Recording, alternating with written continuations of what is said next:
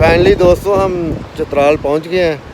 ये हम चित्राल के जो एंट्रेंस है उस पुल पे खड़े हैं, जो कि बहुत ही खूबसूरत है। चित्राल रिवर जो ना साथ साथ चल रहा है। तो ये मेरी बैकग्राउंड पे आपको जो ना चित्राल रिवर चित्राल नज़र आ रहा होगा, जो कि बहुत तेज़ी से चल रहा है। तो ये सारा मंजर जो हम आपको दिखा रहे हैं, ये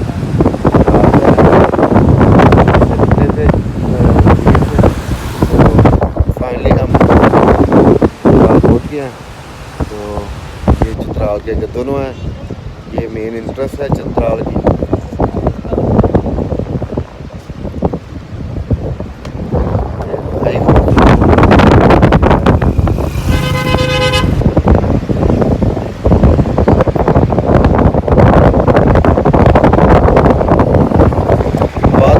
तेज़ जा रही है इधर, तो मौसम बहुत अच्छा है, बहुत सुहाना मौसम है।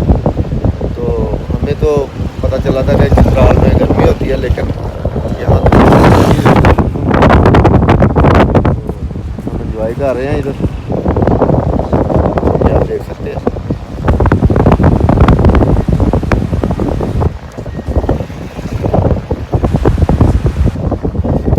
ये बहुत तारीखी नौइयत का शहर है चित्राल, में आता है।